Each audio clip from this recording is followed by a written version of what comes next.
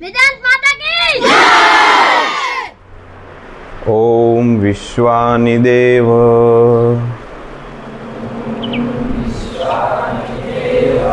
सवितदुरितानि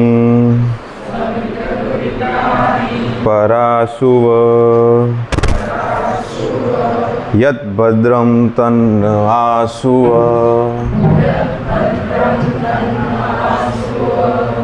ओम भूर्भुवः स्वः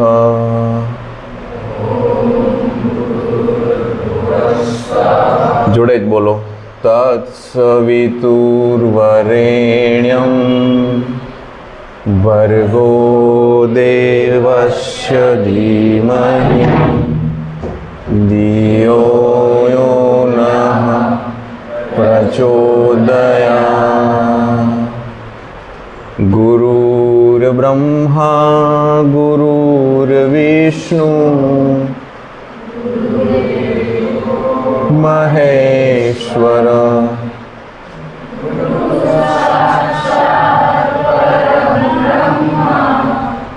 तस्मै श्री गुरुवे नमः। नारायण नारायण। साथियों गईकालना लेक्चरमां આપણે જોયું કે વિદ્યુત ડાયપોલ એટલે શું. વિદ્યુત ડાયપોલના મોમેન્ટનું સૂત્ર P બરાબર Q ઇન્ટુ 2A એવું જોયું. જોજો આ ડોટ ગુણાકાર ક્રોસ ગુણાકાર નથી, કારણ કે આ અદિશ છે એટલે કોઈ ગુણાકાર જ છે, એક બીજું કંઈ એમાં ડોટ ક્રોસ નહીં વિચારવાનું. આ ડાયપોલના અક્ષ પરના કોઈ બિંદુએ, એક્સિસ પરના કોઈ બિંદુએ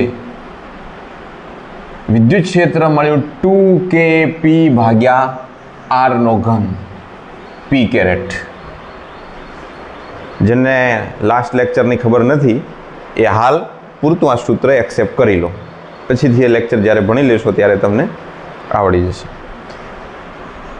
અને એની વિષુવ રેખા પર, ઇક્વેટર પર વિદ્યુત ક્ષેત્રનું સૂત્ર હતું KP ભાગ્યા R નો ઘન ઇન્ટુ P કેરેટ, પણ માઇનસ.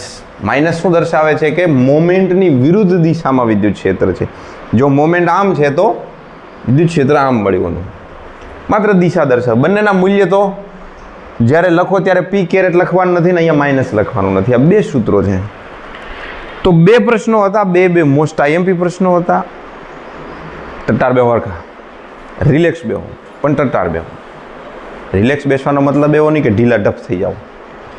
સાવધાન, વિશ્રામ. વિશ્રામની પોઝિશનમાં કાંઈ એવું નથી થઈ જવાનું હતું. વિશ્રામમાં રિલેક્સ રહો, પણ પહેલામાં તો શરીર અકળ, હજળ ભફ, પછી ઢીલા ઢફ. એ સાવધાન વિશ્રામનું દેશી વર્ઝન છે. બે પ્રશ્નો. પહેલો પ્રશ્ન અક્ષ ઉપર, બીજો પ્રશ્ન વિષુવ રેખા ઉપર, લંબ દ્વિભાજક ઉપર. જો એવો પ્રશ્ન પૂછે કે ગમે ત્યાં હોય તો જરૂરી નથી ને કે બિંદુ અક્ષ ઉપર જ હોય કે એની વિષુવ રેખા ઉપર જ હોય. કોઈ પણ બિંદુએ. તો એક્સ્ટ્રામાં એક પ્રશ્ન આવ્યો. ક્વેશ્ચન છે કે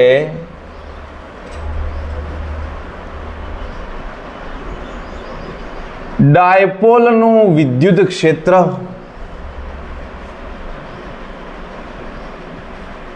અવકાશના કોઈ પણ બિંદુએ શોધો. હવે અહીંયા કોઈ એવી કન્ડિશન નથી કે આ બિંદુએ જ, અને ખરેખર મૂળ કેસ આ જ છે. મેઇન કેસ આ છે. આ કેસના પેલા બે પેટા પ્રશ્નો છે. આપણી ટેવ પ્રમાણે આપણે મૂળ પ્રશ્ન છેલ્લે ભણવાનો છે, કારણ કે એક્સ્ટ્રા હોય છે. અને એવું એક આપણને ઇક્વેશન મળશે આ થિયરી માટેનો, એક સાર્વજનિક યુનિવર્સ જે ઇક્વેશન કહીએ, કે એ સૂત્રમાં કિંમતો મૂકતા આપણને ઓલા બે સૂત્ર મળવા જોઈએ. તો હવે જે સૂત્ર તારવીએ એ સૂત્ર સાચું. કલ્પના કરો, આપણે આ રીતે માઇનસ લેતા હતા. માની લો કે આ માઇનસ Q છે અને એનાથી એટલે પ્લસ Q છે, આ માઇનસ Q છે. જે લોકો લાસ્ટ લેક્ચર નથી ભણ્યા એમને ફરી કહી દઉં, બે વીજભારો છે એટલે ડાય, અને આ બે વીજભારો છે એ ધ્રુવિત કરેલા છે. ડાય એટલે બે અને પોલ એટલે ધ્રુવો. બે વીજભારો ડાયપોલ એટલે આને ડાયપોલ કહેવાય છે. આ ડાયપોલમાં આનું વિદ્યુત ક્ષેત્ર હોય ને આનું વિદ્યુત ક્ષેત્ર હોય. એનું પરિણામી વિદ્યુત ક્ષેત્ર ગઈકાલે આ અક્ષ ઉપર આ બિંદુએ શોધી લીધું, અને એક આ બિંદુએ લંબરૂપે આનું જે કેન્દ્ર છે ત્યાંથી આ જગ્યાએ આ બે પોઈન્ટ ઉપર વિદ્યુત ક્ષેત્ર ગઈકાલે શોધ્યા. અહીંયા મળ્યું ઉપરનું સૂત્ર અને અહીંયા મળ્યું નીચેનું સૂત્ર. પણ આજે પ્રશ્ન શું કહે છે? ગમે ત્યાં આડે ધડ કોઈ પણ પોઈન્ટ લો, અહીંયા અહીંયા અહીંયા અહીંયા. હવે કારણ કે અહીંયા ગમે ત્યાં હું લખવા કરતાં અહીંયા લખું તો થોડું સમજવામાં સરળ રહે, એટલે આપણે આ બિંદુ લઈ લઈએ. ઓલરેડી મોમેન્ટનો પી આપ્યો છે એટલે કંઈક અલગ નામ આપીએ. આ બિંદુનું શું નામ આપશું? પી રાખીએ, પી જ રાખીએ, કાંઈ પી રાખીએ, કાંઈ નહીં. ચલો, આ મોમેન્ટનો પી નથી હો, આ ખાલી એક જ બિંદુ પી છે, પોઈન્ટ, કે આ જગ્યાએ વિદ્યુત ક્ષેત્ર શોધવું છે. તો આનાથી આનું કંઈક અંતર છે કેન્દ્રથી, માની લો કે અંતર છે આર. ત્રીજી આ થિયરી છે જેમાં અંતર આપણે સેમ ટુ સેમ આર ધાર્યું છે, પણ આ વખતે એ અક્ષથી કોઈ થીટા ખૂણે છે. સ્વાભાવિક છે કે મોમેન્ટ આ દિશામાં છે, મોમેન્ટ આ દિશામાં છે, સદિશ પી, સદિશ પી આ દિશામાં. અહીંયા પી રાખવા છે કે કંઈક બીજું રાખીએ, બિંદુ રાખીએ, ચલો એમ, નહીં તો પી પી જેવું લાગશે. તો મોમેન્ટ આ દિશામાં છે, માઇનસ ક્યુથી પ્લસ ક્યુ તરફ મોમેન્ટ હોય. ડાયપોલની મોમેન્ટ માઇનસ ક્યુથી પ્લસ ક્યુ તરફ હોય.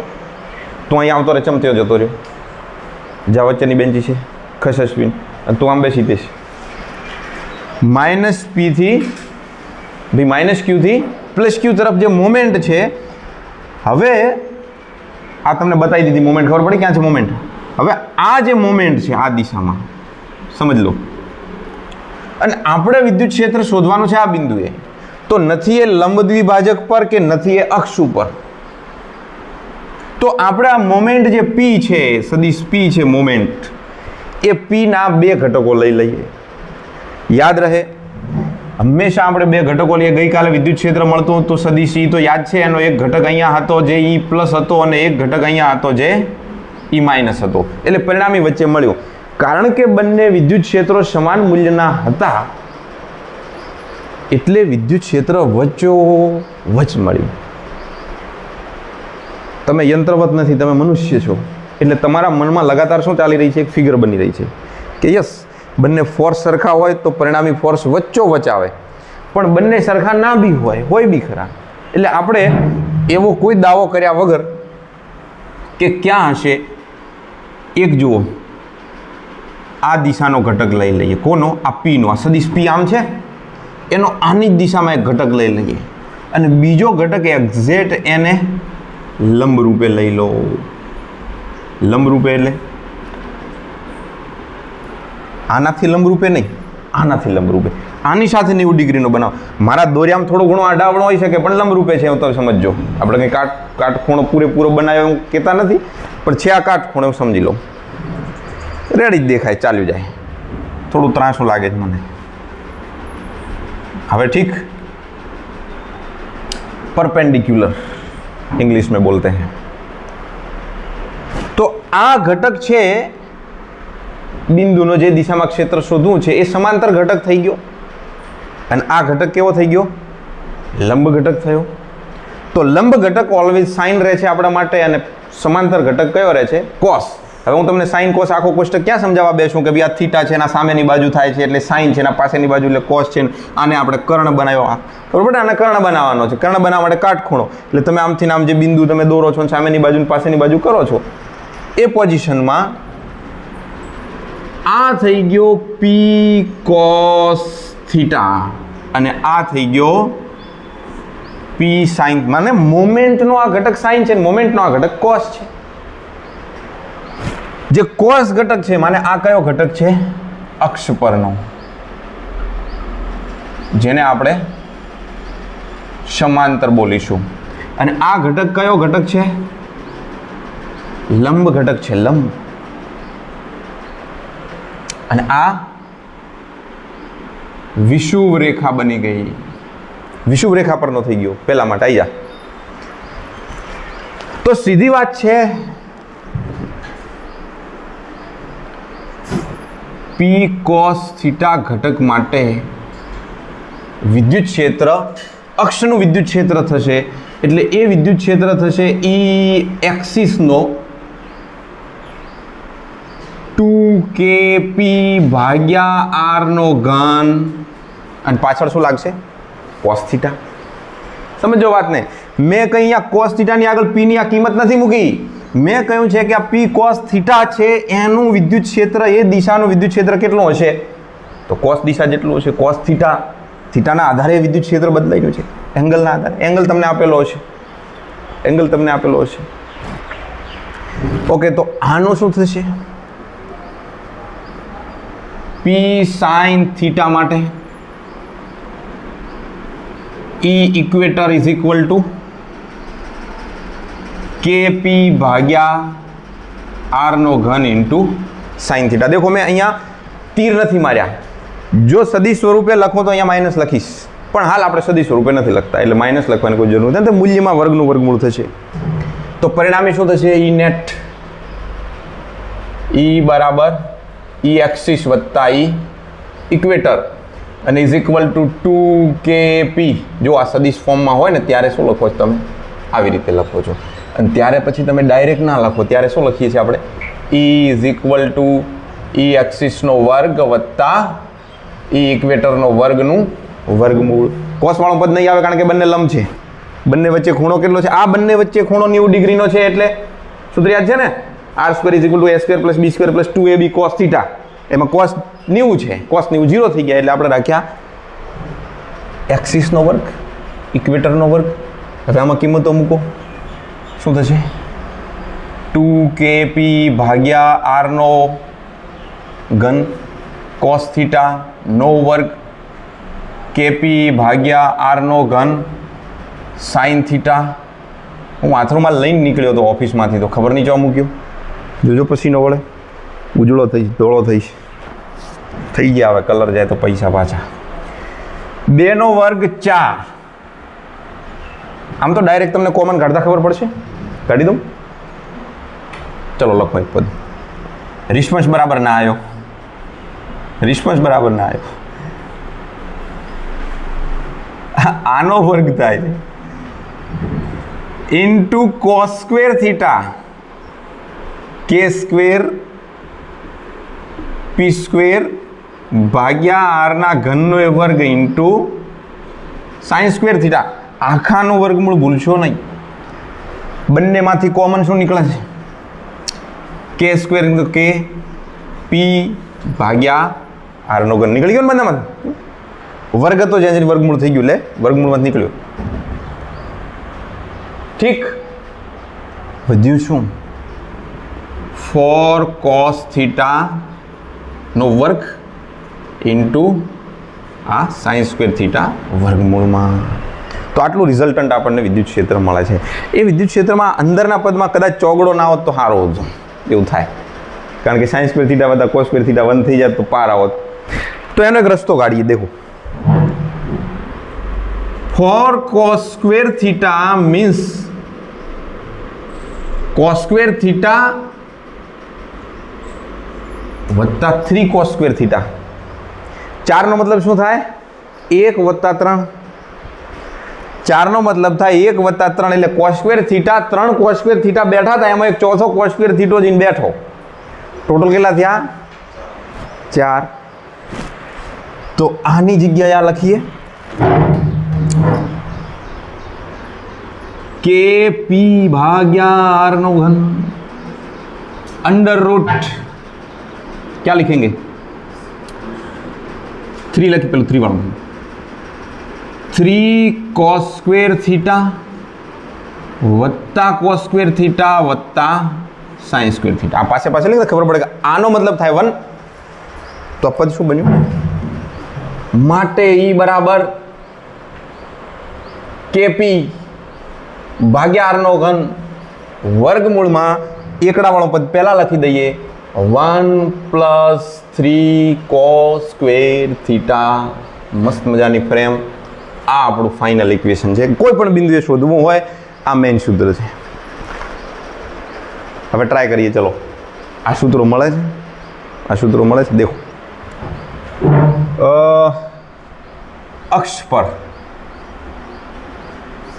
પર થીટા કેટલો હોય? અક્ષ પર થીટા કેટલો હોય? 0 ડિગ્રી હોય. આ ડાયપોલની અક્ષ ઉપર અક્ષ ઉપર આ ક્યાં પડે? બિંદુ અક્ષ ઉપર હોય તો આ થીટા 0 થઈ જાય કે નહીં? જો પ્લસ તરફ નાખો તો 0 અને થીટા cos 0 કેટલા થાય? KP ભાગ્યા r નો ઘન cos 0 કેટલા થાય? 1 અને ઇન્ટુ આ કેટલા છે? 3. તો 3 ઇન્ટુ 1, 3 ને 1 4, 4 નું વર્ગમૂળ 2, તો જવાબ શું આવ્યો? 2KP ભાગ્યા r નો ઘન ખટાક. અને સેકન્ડ, વિષુવ રેખા પર થીટો કેટલો હોય તો ઈ કેટલો થાય? બોલો બોલો બોલો બોલો. 1 પ્લસ cos 90, 0, 0 વત્તા 1, 1 નું વર્ગમૂળ 1, તો જવાબ આવ્યો KP ભાગ્યા r નો ઘન. ઠપકારો ફટાફટ. વિદ્યુત ક્ષેત્રની દિશા પૂછી હોય આમાં, ઘણીવાર એ એંગલ શોધવો બી પડે. આ એક એંગલ આપેલો હોય બીજો એંગલ ખબર ના હોય તો શું કરો? હવે જુઓ, આ છે ને આ વિષુવ રેખા પરનું વિદ્યુત ક્ષેત્ર માટેનું સૂત્ર આપણે અહીંયા આપ્યું. તો વિષુવ રેખા માટે વિદ્યુત ક્ષેત્ર ઓપોઝિટ ડિરેક્શનમાં આવે. માની લો કે આ પોઈન્ટ ઉપર વિદ્યુત ક્ષેત્ર વિષુવ રેખાવાળા આના કારણે વિદ્યુત ક્ષેત્ર કેટલું? ઓપોઝિટ દિશામાં. ઈ ઇક્વેટર, સદિશ ઈ ઇક્વેટર. અને આ તો સમાંતર હોય છે ને, અક્ષ ઉપરનું વિદ્યુત ક્ષેત્ર અક્ષ ઉપર જ હોય છે. એટલે આ M પોઈન્ટ પાસે આનું વિદ્યુત ક્ષેત્ર આ દિશામાં હોય. સદિશ ઈ એક્સિસ. તો રિઝલ્ટન્ટ ક્યાં થયું? વચ્ચેની દિશામાં થાય ક્યાંક. સદિશ ઈ. આ ખૂણાનું નામ આપી દો આલ્ફા, થીટાની જગ્યાએ ફાઈ, થીટા ડેશ. આવો પ્રકાશ પંડ્યા. આલ્ફા ખૂણો છે, ફાઈ બી નામ હોય છે. તો વિદ્યુત ક્ષેત્રનો ખૂણો કેટલો ખબર છે? થીટા વત્તા આલ્ફા. ક્યાં લખું? અહીંયા લખીએ. આ ગાડી દઉં છું હવે, લખી દે બાકી છે કોઈ? પૂરું આટલું ગાડું. તમારી પાસે જગ્યા હોય તો, અને ન હોય તો અહીંયા નીચે લખજો. એવું કાંઈ જરૂર નથી ત્યાં લખવું. લખો કે આ પરિણામી વિદ્યુત ક્ષેત્ર આ વાળો, જેને કોઈ ઇક્વેશન નંબર આપ્યો હોય તો, આ પરિણામી ક્ષેત્રની દિશા સદિશ P થી, મોમેન્ટથી થીટા વત્તા આલ્ફા ખૂણે છે. એડ કરતા રહો. હું વેઇટ નહીં કરું. હવે સીધું લેક્ચરનો આગળનો મુદ્દો ચાલુ કરીશ. અને આ દિશા શોધવી હોય તો થીટા આપેલા હોય ને આલ્ફા ના આપેલા હોય, યા આલ્ફો આપેલો હોય ને થીટો ના આપ્યો હોય, એક રાખીએ.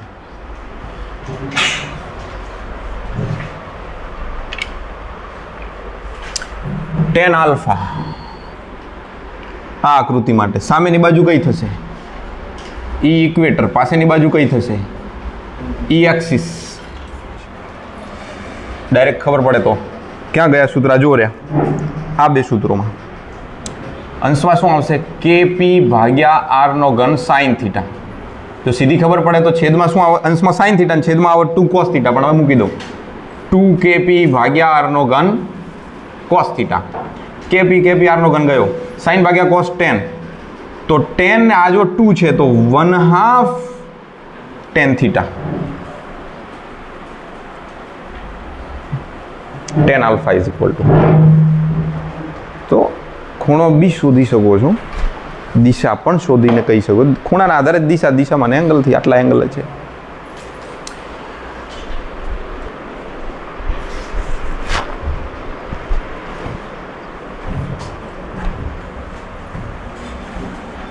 તો આ 3 વાતો થઈ, અક્ષ ઉપર, વિષુવ રેખા પર અને કોઈ પણ બિંદુ. મૂળ સૂત્ર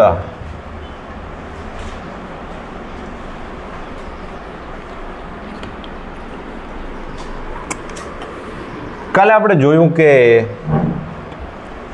ડાયપોલ હોય એમ મોનોપોલ પણ હોય, ટ્રાયપોલ હોય. ટ્રાયપોલનું બીજું નામ શું છે? કાલે મેં એક પ્રશ્ન કર્યો હતો. ક્વોડ્રાપોલ, ઓક્ટોપોલ, તો આ બધા હોય. મને બંને વીજભારો એકબીજા પર સંપાત થઈ જાય, જરૂરી નથી ને અલગ જ હોય. બંને એકબીજા પર સંપાત થયેલા હોય, પ્લસ અને માઇનસ છે, અને સંપાત થઈ જાય એકબીજા પર, ઓવરલેપિંગ થઈ જાય, તો એ તો બિંદુ ડાયપોલ બને. અને જો એ બિંદુ ડાયપોલ છે તો આ ધ્રુવત્વ નથી, બે છૂટા છૂટા નથી, અલગ અલગ નથી. એટલે એના આધારે બે અલગ હોય, ધન અને ઋણ, અને બે ભેગા હોય, ઉપરા ઉપરી હોય અથવા દૂર દૂર હોય. એના આધારે એક ટૂંકો પ્રશ્ન આવે છે 2 ગુણમાં.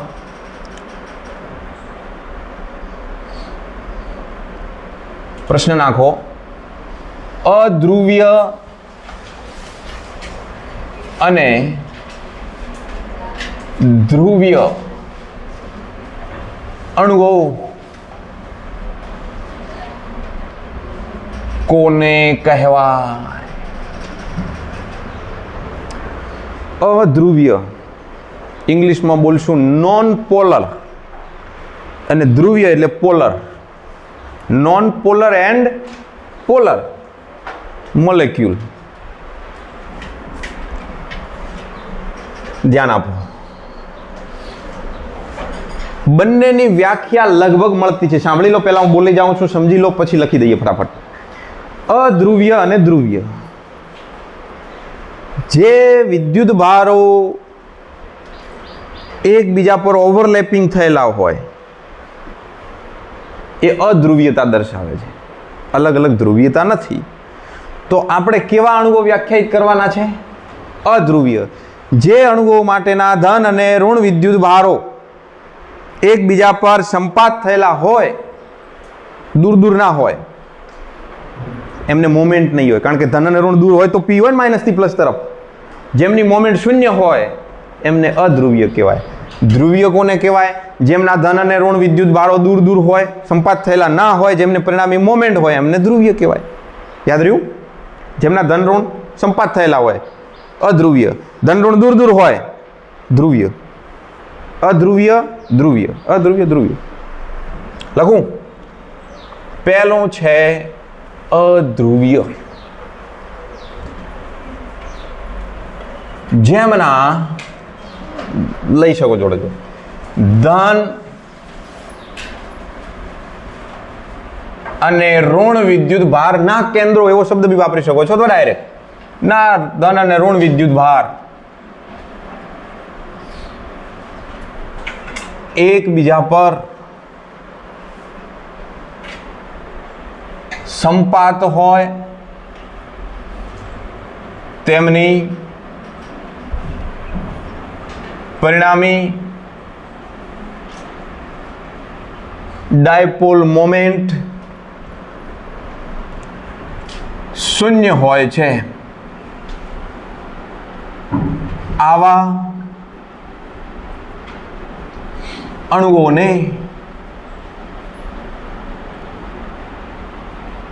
અધ્રુવીય અણુઓ કહે છે. અધ્રુવીય અણુઓ કહે છે. ધ્રુવીય નથી, ધન અને ઋણ સંપાત થઈ ગયા છે.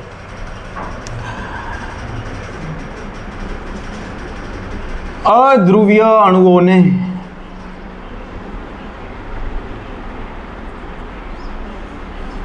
विद्युत क्षेत्र में मुकता, इधर देखो आ प्लस અને આ માઇનસ એક જ ઠકાણે પડ્યા છે, પણ બાહ્ય વિદ્યુત ક્ષેત્ર આવ્યું, બાહ્ય વિદ્યુત ક્ષેત્ર આવ્યું. તમને ખબર છે કે આ તરફ ધનભારો હશે ત્યારે બાહ્ય વિદ્યુત ક્ષેત્ર આ દિશામાં છે, આ તરફ શું હશે?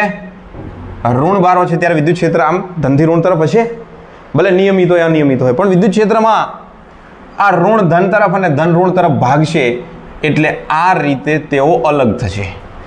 હતા અધ્રુવીય થઈ ગયા કેવા? ધ્રુવીય. સમજ્યા ને? બે મિત્રો એક બેન્ચીસ પર બેઠા ને સાહેબ આયા દૂર ભાગ્યા, વાતો કરતા હતા, ભાગ ભાગ ભાગ, કેવા થઈ ગયા? ધ્રુવીય. અધ્રુવીય અણુઓને વિદ્યુત ક્ષેત્રમાં મૂકતા તેમના ધન અને ઋણ વીજભારો વિદ્યુત બળ અનુભવે છે અને દૂર ખસતા ધ્રુવીય બને છે. પણ કાયમી નથી.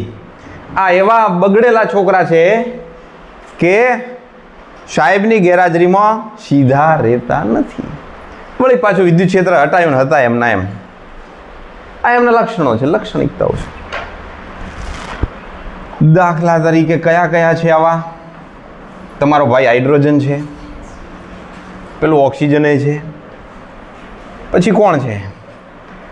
હાર્યો ને આ CO2. હજી કોણ છે ખબર છે? આને ઓળખો છો? તમારું કેમિસ્ટ્રીનું બેઝિક સૂત્ર મિથેન. મિથેન પહેલો આવે, પછી ઇથેન આવે, 2 carbon ethane, methane, ethane, propane, butane. આ તો બધાને આવડતું હોય. જાણે કે ABCD બોલતા ને એમ વટ મારે પાછું કે આટલું બધું કેમિસ્ટ્રી જાણે. અને મારે કોને આગળ વટ 9મા અને 8મા વાળા આગળ. હા, 12 સાયન્સના વિદ્યાર્થી. ચલો સેકન્ડ મુદ્દો, લોલીપોપ, ટાઈમ નહીં લઈએ વધારે. ધ્રુવીય અણુઓ. ચલો વ્યાખ્યા બનાવો આમી. જેમના ધન અને ઋણ વિદ્યુત ભારો એકબીજા પર સંપાત ન હોય તેમને કાયમી ડાયપોલ મોમેન્ટ હોય છે, પરિણામી મોમેન્ટ હોય છે. આવા આ સ્ટેજ અવાજ બહુ કરે. આવા જિગ્નેશ દાદાની જય હો.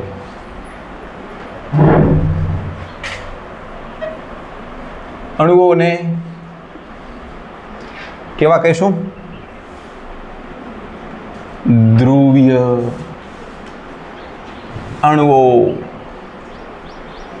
કહે છે.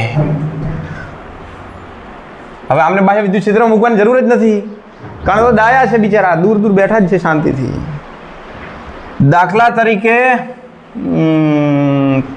પેલું પાણી H2O તમે દોરો છો ને, O ડીગ બંધ બનાવો, પછી વચ્ચે આ બાજુથી H, વળી પાછો H અને O દ્વિબંધ બનાવે છે. અને ખબર છે તમે ઓનો ખૂણો બી બતાવો છો, પેલો બંધનો. આ યાદ રાખવાનો છે કેટલો ડેલ્ટો હોય છે. આ તો લખો, એ તો સાચું છે. એક્સ કીધું એ ગપ્પું છે. ગપ્પા કિંગ, ગપ્પાનંદ મહારાજ. ડાયપોલ નું વિદ્યુત ક્ષેત્ર હોય, પણ જો ડાયપોલને વિદ્યુત ક્ષેત્રમાં મૂકીએ તો ये कुछ नया है. આમ તમારે વિચારવાનું વૈજ્ઞાનિકોની જેમ. ડાયપોલનો તો વિદ્યુત ક્ષેત્ર હોય, પણ ડાયપોલને વિદ્યુત ક્ષેત્રમાં મૂકીએ તો શું થાય? આમ ક્રેવિંગ આવવી જોઈએ ભણવાની કે હા ડાયપોલને પકડીને વિદ્યુત ક્ષેત્રમાં નાખીએ છીએ તો શું થશે? તો વિદ્યુત ક્ષેત્રમાં ધનભાર ઉપર બળ લાગે ને ઋણભાર ઉપર બળ લાગે. બળ લાગશે તો કંઈક થશે. શું થશે એ જોવું છે. પ્રશ્ન છે, મહત્વનો પ્રશ્ન છે, 2 ગુણ માટેનો, બહુ જ બોર્ડની પરીક્ષા માટે સારો પ્રશ્ન છે. નિયમિત વિદ્યુત ક્ષેત્રમાં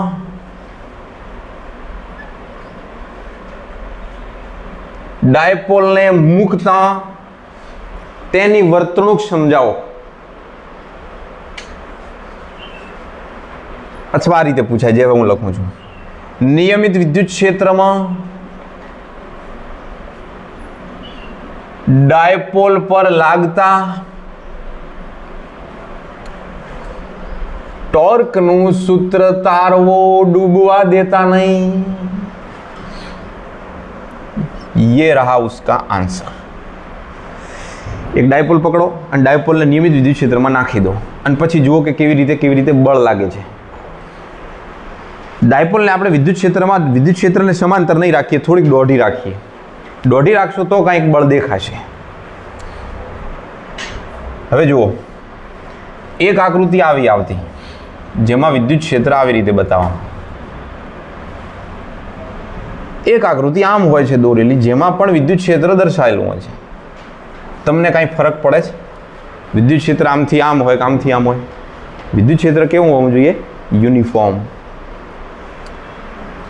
આમાં તમે એક ડાયપોલ મૂકો, બંને આકૃતિઓ ભેગી ચાલે છે. આમાં તમે એક ડાયપોલ મૂકો, ये रहा प्लस क्यू, ये रहा माइनस क्यू, ये रहा प्लस क्यू, ये रहा minus Q. Same to same figure છે હો, અલગ નથી. ખાલી આ ફિગર ઉધ્વ દિશાનું વિદ્યુત ક્ષેત્ર છે અને આ સમક્ષિતિજ દિશાનું વિદ્યુત ક્ષેત્ર બતાવ્યું. હવે સ્વાભાવિક છે તમને જો એક ખબર પડી જવી જોઈએ કે વિદ્યુત ક્ષેત્ર દર્શાવ્યું છે તો જે દિશામાં તીર હોય ને દિશામાં ઋણભારો હોય. બળ આ દિશામાં લાગે, બળ વિદ્યુત ક્ષેત્રની દિશામાં લાગે એટલે ધનભાર ઉપર બળ આમ લાગશે. એટલે આ જે પ્લસ ક્યુ છે એના પર બળ આમ લાગશે અને એ બળ છે એફ બરાબર ક્યુઈ. જો સદિશ ફોર્મમાં લો તો આ રીતે. અને આ જે ઋણ ભાર છે માઇનસ ક્યુ છે એના પર બળ આ તરફ લાગશે. આનું નામ F1 આપો તો આનું નામ F2 આપો તો ઇઝ ઇક્વલ ટુ શું થશે? Minus QE. આ ડાયપોલનું કેન્દ્ર છે. આટલું અંતર એ છે, આટલું અંતર એ છે. સમજાણું? આના પર આમ બળ લાગશે, આના પર આમ બળ લાગશે. આ ડાયપોલ છે, આ ડાયપોલ છે. આ છેડા ઉપર આમ બળ લાગ્યું એટલે ડાયપોલને આમ ધક્કો લાગી રહ્યો છે, આમ. આના પર આમ ડાયપોલ કેમ થવાની? આમ થવાની. હવે તો બળ આમ જ લાગી રહ્યું છે, આના પર આમ લાગી રહ્યું છે. એ બંને બળો સમાન, ડાયપોલ સ્થિર થઈ ગઈ. તો ખાલી થોડુંક જ એનું શું થયું? કોણાવર્તન. આમ પછી સ્થિર થઈ ગયા આવી રીતે. જો વળી પકડીને આમ લાવશો તો વળી આમ થઈ જશે, વળી પકડીને લાવશો તો વળી આમ થઈ જશે. કેમ? કારણ કે એના પર શું લાગી રહ્યું છે? ટોર્ક. ટોર્ક તો યાદ છે ને? ટોર્ક, કોણીય ગતિમાં ટોર્ક, રેખી ગતિમાં ફોર્સ. ફોર્સ ને ટોર્કનો સંબંધ બી ખબર છે આપણને. તો આ જે ટોર્ક છે એ રેખીય ગતિમાં જેમ બળ છે એમ ટોર્ક છે. ટો ઇઝ ઇક્વલ ટુ સૂત્ર આપણું છે મૂળ સદિશ R ક્રોસ F.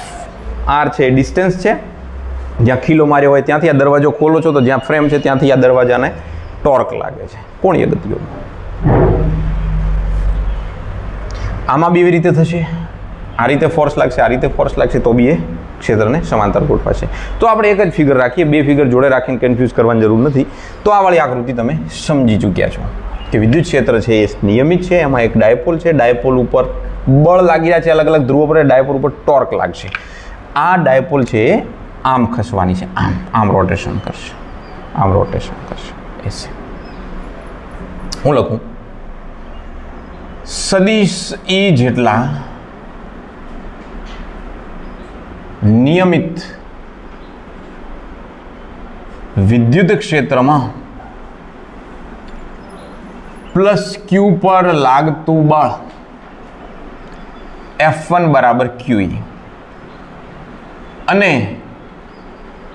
માઇનસ ક્યુ પર લાગતું બળ F2 બરાબર માઇનસ QE. સદિશ ફોર્મમાં ના લખો તો બી ચાલે, પણ છે તો પ્લસ માઇનસ. માટે resultant force F is equal two QE વત્તા માઇનસ QE. જવાબ શું આવ્યો? દિશાનું બટાકું. કોઈ જ બળ લાગતું નથી, રિઝલ્ટન્ટ ફોર્સ 0 છે.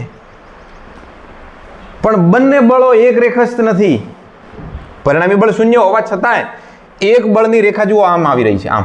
એક બળ છે આ રેખા પર છે, બીજું બળ છે આ રેખા પર છે. તમે હુતાઓ ને એક તમને ટાંટિયાથી ખેંચે ને એક માથેથી પકડીને ખેંચે, તમે ફરી જશો આમ. પણ એક પગથી આમ સીધા ખેંચે ને ઓલો માથાથી આમ ખેંચે, બહુ ફોર્સ કરે છે તો ઓલાના હાથમાં તૂટીને પગ આવશે, શનિ દેવલ જેવો કોઈ હશે તો. પણ જ્યારે ત્રાંસા ખેંચે છે ત્યારે તો તમે ફરવાના. એ ભ્રમણ થયું ત્યાં આગળ ટોર્ક આવ્યું. બંને બળો સમાન છે, પરંતુ શું નથી? એક રેખસ્થ નથી. અને તેથી જ ભાઈ શ્રી ટોર્ક ભાઈનો જન્મ થયો. આ સરસ મજાનું જે ટોર્ક છે, જે સાંભળીને જ નથી ગમતું, આ ટોર્કનું સૂત્ર છે આર ક્રોસ એફ. જો આપણે બંને બળો સમાન મૂલ્યના લીધા છે તો અહીંયા આ ટોર્કનું સૂત્ર થશે ટો ઇઝ ઇક્વલ ટુ બે બળોનું લંબ અંતર. જો સૂત્ર શું થશે ખરેખર? તો સૂત્ર થશે tau is equal to R F sine theta. ખૂણો થીટા રહેશે. કોની કોની વચ્ચેનો થીટા? કોની કોની વચ્ચેનો થીટા? આ ખૂણો કોની વચ્ચેનો છે ભાઈ? આર અને એફ વચ્ચેનો. તો અહીંયા આર ક્યાં છે અને એફ ક્યાં છે? બે બળો વચ્ચેનું લંબ અંતર. આ આકૃતિને પકડીને અહીંયા જોજો મોટા. આ છે પ્લસ ક્યુ, ધ્યાન રાખના. આ છે માઇનસ ક્યુ અને અહીંયા છે પેલો ઓ. આ અંતર છે એ, આ અંતર છે એ. આ બનાવી દો એક કાટકોણ ત્રિકોણ. જો આ બળ છે ને એ આ દિશામાં લાગે છે, આમ નીચે તરફ, અને આ બળ આમ લાગે છે. એટલે એક બળ અહીંયા છે ને બીજું બળ અહીંયા છે ને આ બંને બળો વચ્ચેનું આ લંબ અંતર છે. આ લંબ અંતર થયું, બંને બળો વચ્ચેનું લંબ અંતર આ થયું. અને આપણે આ અંતર નથી લેવાનું બે બળો વચ્ચેનું, આ લંબ અંતર લેવાનું છે. ડિસ્પ્લેસમેન્ટ ઓછામાં ઓછું અંતર લેવાનું છે. તો બંને બળો વચ્ચેનું લંબ અંતર આટલું જ છે અને એ તમારે શોધવું છે. માની લો કે આ ખૂણો થીટા છે. આ ખૂણો જુઓ આમ છે ને, આ ખૂણો કેટલો છે? થીટા છે. આ ખૂણો થીટા છે, આ ખૂણો થીટા છે આની સાથેનો. આમ છે ઢાળ, આ થીટા છે, આમ છે ઢાળ, આ થીટા છે. થીટામાં ખબર પડે છે? ચલો પકડો એને આટલાને અને આમ બનાવો. આ ભૂલી જાઓ, આ કાંઈ છે જ નહીં હાલ. આ એ છે, આ થીટા છે. અને તમારે અંતર કયું શોધવાનું છે ખબર છે? લંબ અંતર આટલું. આ અંતર શોધવાનું છે. આ કઈ બાજુ છે? સામેની બાજુ. કયો ખૂણો લઈશું? Sine theta. Sine theta is equal two સામેની બાજુ ભાગ્યા કર્ણ, એટલે એ માટે સામેની બાજુ ઇઝ ઇક્વલ ટુ કેટલા થશે? એ સાઇન થીટા. એ સાઇન થીટા. આ અંતર મળી ગયું આપણને એ સાઇન થીટા. રેડી? હવે આ અંતર આપણે માપી લઈએ, કારણ કે આટલું અડધું તો ત્યાં માપી લીધું ને. જુઓ અડધું મળી ગયું લંબ અંતર. હવે અડધું માપવાનું રહ્યું. જો આ થીટા હોય તો આ ખૂણો પણ થીટા હોય, આ સામેની બાજુ હોય, અને ફરી પાછું સામેની બાજુ is equal two A sine theta. તો આ અંતર ફરીથી કેટલું મળી ગયું? એ સાઇન થીટા.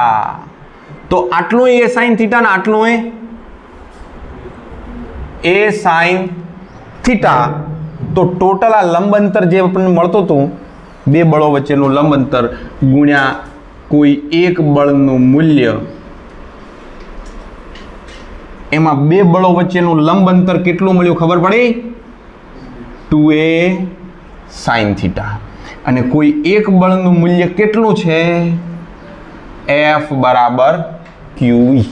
તમે અહીંયા સદિશ સ્વરૂપે લખ્યું છે. તમે અહીંયા જો સદિશ ફોર્મમાં રાખો તો અહીંયા તીર મારજો, અહીંયા તીર કરવાનું, પછી શૂન્ય સદિશ લખવાનું, અને પછી તમારે લખવાનું કે મૂલ્ય સ્વરૂપે F બરાબર 0. વही बात है. પણ મૂલ્ય સ્વરૂપે તો માઇનસ QE આવશે નહીં, પ્લસ QE આવશે. આ પદને કંઈક આમ ગોઠવીએ. જુઓ કેવી રીતે. આ Q અને 2a જોડે રાખીએ, પછી E રાખીએ, અને પછી લખીએ સાઇન થીટા. આને ઓળખો છો? કોણ છે આ? આ P છે. માટે tau is equal to PE sine theta. મસ્ત મજાનું સૂત્ર. આ છે ટોર્કનું સૂત્ર. ડાયપોલ પર લાગતા ટોર્કનું સૂત્ર છે PE sine theta, PE sine theta, PE sine theta, PE sine theta. और एक बात, ટોર્ક તો સદિશ રાશિ છે અને સદિશ સ્વરૂપે પણ જોઈએ છે તો સદિશ ટો ઇઝ ઇક્વલ ટુ સદિશ પી ક્રોસ ઈ લખી શકાય કે ના લખી શકાય? હે, પી ક્રોસ ઈ નો મતલબ શું થયો? PE sine theta. સદિશ એ ક્રોસ બી નો મતલબ શું થાય છે? A B sine theta, PE sine theta. ચમ ભાઈ PE sine theta, EP sine theta भी तो हो ही सके, ये भी तो हो सकता है. पी क्रॉस ई ની જગ્યાએ ई क्रॉस पी કેમ નહીં? કેમ નહીં? તો સાચું કયું? શું tau is equal to E cross P સાચું છે કે tau is equal to P cross E સાચું છે? કોના પર ચોકડી મારશું? દેખો અહીંયા જુઓ, જમણા હાથના સ્ક્રૂના નિયમ મુજબ તમે દિશા શોધો. આ આપણી મોમેન્ટની દિશા છે, માઇનસ ક્યુ થી પ્લસ ક્યુ તરફની મોમેન્ટ પી, અને આ ઈની દિશા છે. તો પી ક્રોસ ઈ કરતા જમણા હાથના સ્ક્રૂના નિયમ અનુસાર ટોર્ક તો બારું આવ્યું, અને આ દિશામાં જ ટોર્ક લાગે છે કારણ કે આ દિશામાં એ ખસી રહ્યો છે ફોર્સના આધારે, એટલે ટોર્ક તો બારું આવવાનું હતું ને આવ્યું. એટલે ટોર્ક જુઓ, આ જે માર્કરનો પોઈન્ટ જ્યાં મેં ફિટ કર્યો ત્યાંથી માર્કર બહાર આવી રહી છે દિશામાં ટોર્ક છે. આમ દોરાતો નથી હવામાં, માર્કર એવી સિસ્ટમ હવે આપણે શોધવાની બાકી છે, હવામાં દોરાતો નથી. આ દિશામાં ટોર્ક છે, આ દિશામાં બહાર આવતી દિશામાં ટોર્ક છે. તો કયું સાચું પડે છે? યે તું ગલત હે. નહીં, તું ગલત, તું રાઈટ. પી ક્રોસી ઉતાવળે આવું થાય, માફ કરજો કેમેરામાં જોતા હોય ભાઈ, હું બહુ ઠીકઠાક શિક્ષક છું. પી ક્રોસ ઈ સદિશ ટો ઇઝ ઇક્વલ ટુ સદિશ પી ક્રોસ ઈ. સદિશ ફોર્મમાં તમે આને યાદ રાખો. અને જે આ ટોર્ક છે એ ટોર્કના, આમ તો આ આકૃતિની અંદર છે ને, જેવી તમે આ આકૃતિ દોરી છે એવી ને એવી એક સળંગ આકૃતિ તમને કહી દઉં કે જો આ ખૂણો થીટા હોય તો આ ખૂણો બી કેટલો થવાનો? થીટા થવાનો. તો એ આકૃતિની તો બીજી આકૃતિ બનાવીએ. આ પ્લસ ક્યુ, આ માઇનસ ક્યુ, આ તમે જે ખૂણો ધાર્યો છે એ થીટા છે વિદ્યુત ક્ષેત્ર સદિશ ઈ સાથેનો, તો આટલો ખૂણો બી થીટા થશે. આ નહીં થાય, પેલો થશે થીટા. આ અંતર એ નહીં, એટલે ટોટલ અંતર કેટલું થઈ ગયું? 2a. આ અંતર છે એ, ના અંતર છે એટલે a વત્તા એ 2a. તો થીટા માટે આ સામેની બાજુ થઈ, તો sine theta is equal two સામેની બાજુ ભાગ્યા કર્ણ. કર્ણ છે 2a આ વખતે, તો સામેની બાજુ is equal two 2a sine theta. તો તમે સીધી 2a સાઇન થીટા કિંમત અહીંયા બે બળો વચ્ચેનું લંબ અંતર 2a સાઇન થીટા ડાયરેક્ટ મૂકી એવી રીતે મૂકો. પેલો a સાઇન થીટા વત્તા a સાઇન થીટા કરવાની જરૂર જ નથી. અલગ અલગ ટોર્ક બી લેતા હોય છે લોકો, આર ક્રોસ એફ માં અલગ અલગ બી લેતા હોય છે. a sine theta into 2a sine theta into જે QE a sine theta into QE, then 2QE a sine theta, એવી રીતે કરતા હોય. તો હું લેન્ધી કરવાની કોઈ આવશ્યકતા નથી. બીજી વાત, એક્સ્ટ્રામાં થોડુંક, જોકે એક્સ્ટ્રામાં નહીં, આને રેગ્યુલરમાં જ લો, પણ આ પ્રશ્નમાં ના લેશો, અલગ પ્રશ્નમાં લઈ લઈએ. લખો, ડાયપોલ પર, આગળ શબ્દ લખજો, ડાયપોલ પર લાગતું ટોર્ક ક્યારે ધન, ઋણ અને શૂન્ય થાય? એમસીક્યુમાં લઈ શકાય આ પ્રશ્નને, આના આધારે એમસીક્યુ બને. અથવા મહત્તમ, ન્યૂનતમ અને શૂન્ય, એવો બી શબ્દ હોઈ શકે. તો ટોનું સૂત્ર છે સદિશ tau is equal to P cross E. Tau is equal to PE sine theta. Number 1, if theta is equal to 0, then tau is equal to 0. कैसे? sin 0 0.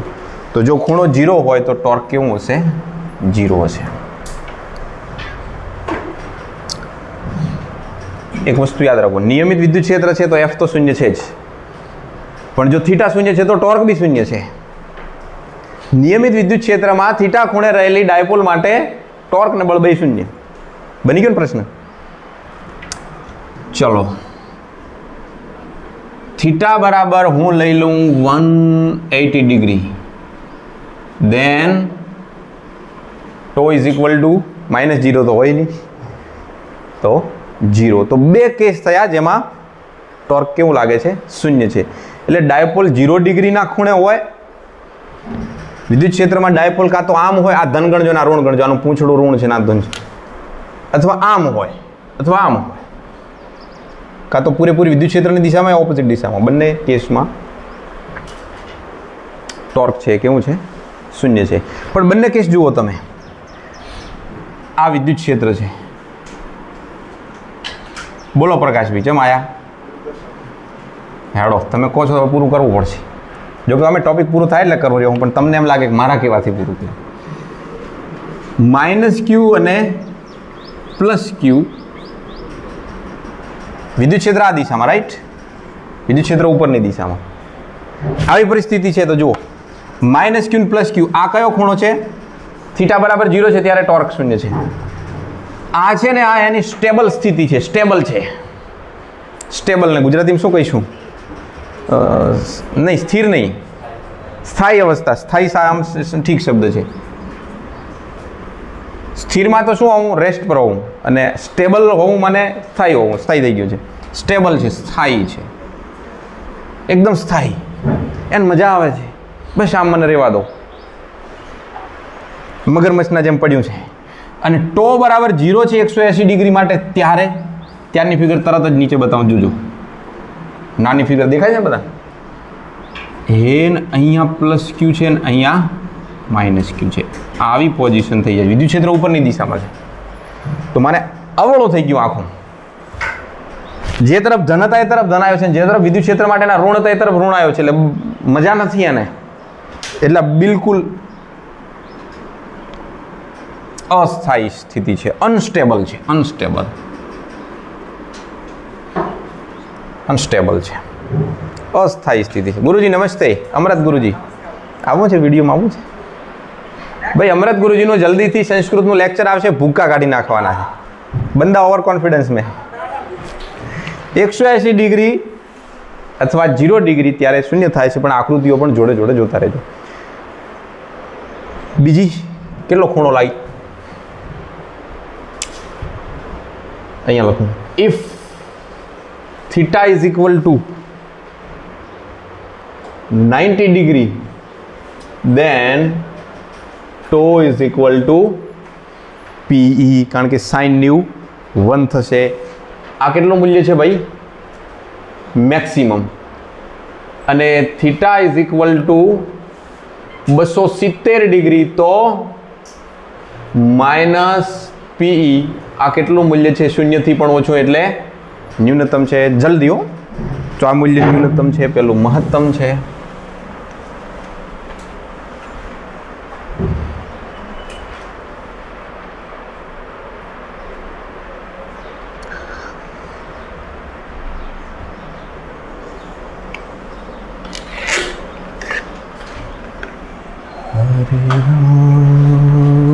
હરે રામ રામ રામ હરે હરે હરે કૃષ્ણ હરે કૃષ્ણ. પત્યું? નિકાલો.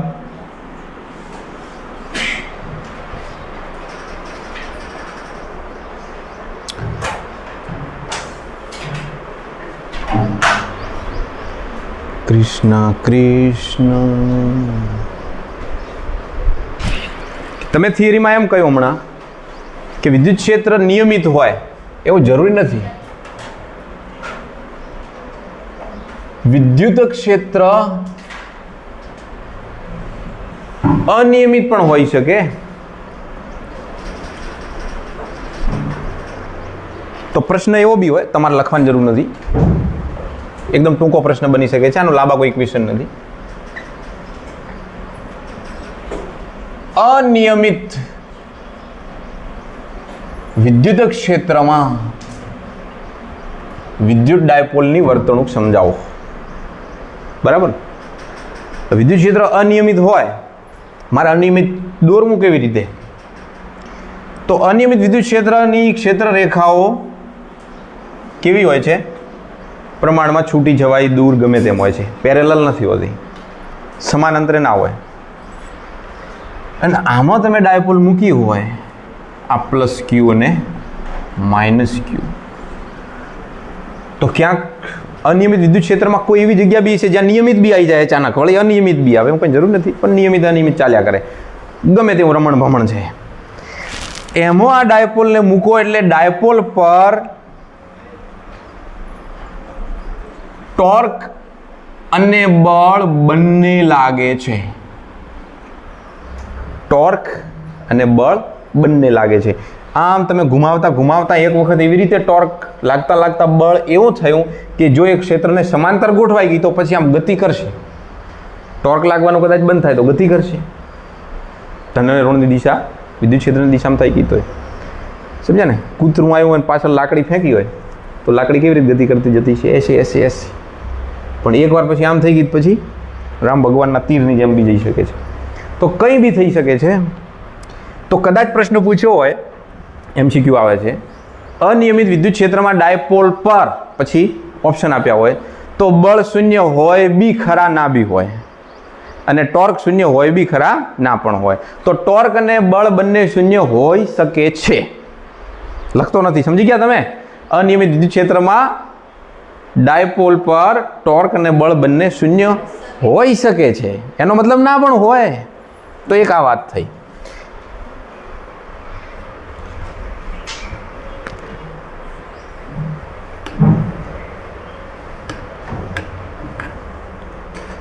कुछ ज्यादा हो रहा है?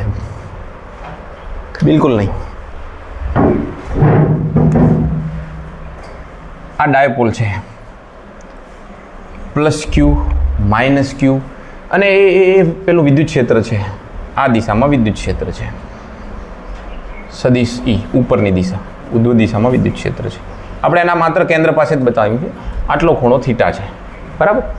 તો આ ડાયપોલ છે એ આમ જશે. જો એની સ્થાયી સ્થિતિમાં હોય ને એને પકડીને તમે આમ લાવી હોય, જતી નથી, સ્થાયી સ્થિતિમાંથી ડાયપોલ શાંતિથી ઊંઘી હતી, એને પકડીને આમ મચેડી, વળી પાછી એમ જવા માંગે છે, પણ તમે બાહ્ય બળ લગાડીને એને લાવી છે.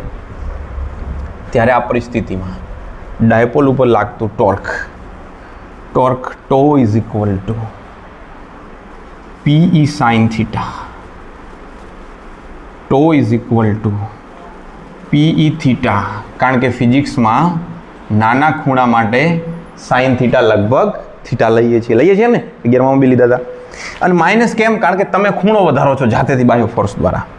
તો એક સૂત્ર થઈ ગયું, tau is equal to minus PE theta. તમે જાણો છો ટોર્કનું એક બીજું સૂત્ર છે, tau is equal to I alpha. કયા સૂત્ર પરથી આપણે લીધેલું છે? F બરાબર MA પરથી. F ની જગ્યાએ ટોર્ક આવે, M ની જગ્યાએ આવે I એટલે શું? જડત્વની ચાક માત્રા, મોમેન્ટમ ઓફ ઇનર્શિયા, અને આ આલ્ફા થશે પ્રવેગની જગ્યાએ, રેખીય પ્રવેગની જગ્યાએ કોણીય પ્રવેગ. તો ફટાફટ આપણે આ F બરાબર MA ની જગ્યાએ I આલ્ફા સૂત્ર વાપર્યું. આ I આલ્ફા છે અને આ PE થીટા છે. આ બંને સૂત્રોની કમ્પેરિઝન કરો. અચ્છા, આમાં બી એક વસ્તુ તમે જુઓ કે જો આપણે પ્રવેગ શોધવો હોય, ઓકે ચલો, પ્રવેગ શોધવો હોય તો I alpha is equal to minus PE theta, માટે alpha is equal to minus PE ભાગ્યા I ઇન્ટુ થીટા. રેડી? આ જે પદ મળ્યું છે એ શું દર્શાવે છે? એનો પ્રવેગ દર્શાવે છે. ફિઝિક્સ છે એટલે માઇનસનું બહુ ટેન્શન આપણે લેતા નથી. પ્લસ કરવું હોય ત્યારે આપણે મૂલ્ય સ્વરૂપે કે ઋણને અવગણતા ગમે એમ કરીને એને પ્લસ કરી શકો છો. આપણે એ બી દર્શાવીએ છીએ કે ભાઈ આ ખૂણો ઋણ હતો એની જગ્યાએ ઋણ નથી બતાવતા, અને આપણે એમ કહી દઈએ કે ભાઈ આ પ્રવેગ છે એ ઋણ પ્રવેગ છે, પ્રવેગ ધન ઋણ હોઈ શકે. તો આ એનો પ્રવેગ મળ્યો છે, PE ભાગ્યા I ઇન્ટુ થીટા. આ પ્રવેગ છે. ડાયપોલના કોણીય પ્રવેગનું સૂત્ર છે. બીજું, આલ્ફા ઇઝ ઇક્વલ ટુ તમે જાણો છો omega square theta, omega square X, omega square X. એક્સની જગ્યાએ આપણે શું લઈ લીધું? થીટા. તો ઓમેગા સ્ક્વેર થીટા. માટે ઓમેગા સ્ક્વેર થીટા, જો અહીંયા માઇનસ આવત, જો માઇનસ ઇગ્નોર ના કર્યું હોત તો અહીંયા માઇનસ માઇનસ પ્લસ થઈ જાત, તો omega square theta is equal to PE ભાગ્યા આઈ ઇન્ટુ થીટા થીટા ગયા, શું વધ્યું? Omega square is equal to PE ભાગ્યા આઈ. માટે કોણીય આવૃત્તિ omega is equal two P upon I, कोणीय वेग या कोणीय आवृत्ति. एक और आप जानते हैं omega is equal to 2 pi by T, then T is equal to 2 pi by omega. तो आवर्तकाळનું સૂત્ર થશે 2 પાઈ અંડર રૂટ आई ભાગ્યા પી. નામ કહી દો ફરીથી, કોણીય પ્રવેગ, કોણીય આવૃત્તિ અને આવર્તકાળ. આ ડાયપોલ છે એક, જો દોલનો કરવા લાગે આમ આમ આમ તમે એને આમ ઢકણ એ તમે આમ એને ખેંચી હોય અહીંયાથી આમ ખેંચી છે નથી આવું તો ડિંગ ડિંગ ડિંગ ડિંગ ડિંગ, તો આ દોલન થાય કે ના થાય? આમ આમ આમ આમ આમ.